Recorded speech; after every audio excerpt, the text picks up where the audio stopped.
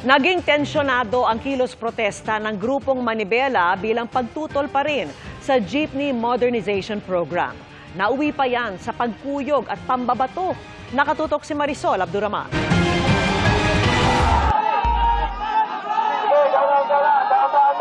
Kasing init ng panahon ang sitwasyon kanina sa Welcome Rotonda sa gitna ng kilos protesta ng grupong Manibela para sa kanilang panawagan na No to Jeepney Phase Out. Hindi sila nagpatinag sa mga pulis na pumesto roon. Nananawagan din sila sa Pangulo na dinggin ang kanilang hinaing. Ito po yung totoong majority na dapat ito yung pakinggan mo.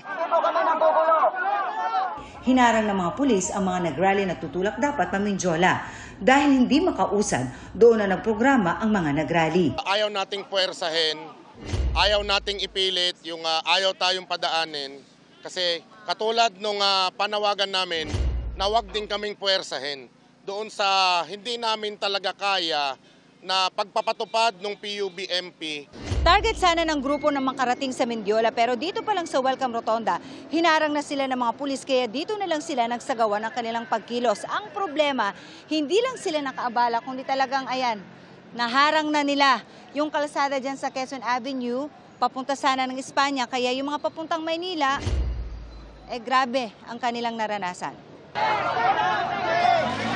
Bandang tanghali, dumating ang tow truck na ayon sa pulis ay hahatak sa mga nakaharang na jeep. Pero ang tow truck pinagbabato at kinuyog ng mga nagrally.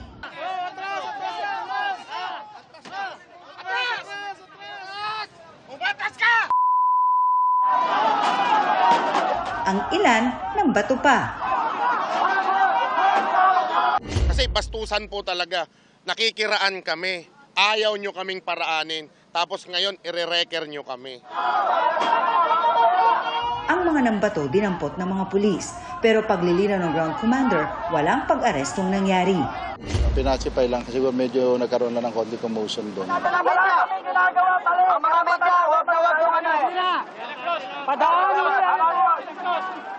Ang rally ng grupo nagdulot ng matinding trapiko. Ang ilan sa mga nakausap naming motorista na late sa pasok sa eskwela at trabaho. Perwisyo sila, boss! Perwisyo! Nakaka-perwisyo po sila sa ibang tao. May mga pasok pa po. Late na kami, alas 11 po pasok namin. No? Perwisyo din, kahit pa paano.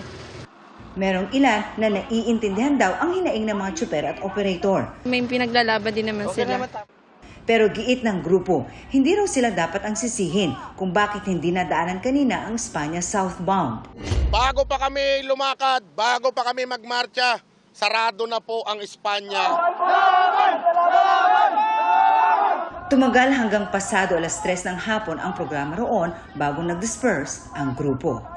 Para sa GMA Integrated News, Marisol Abduraman, nakatuto 24 oras.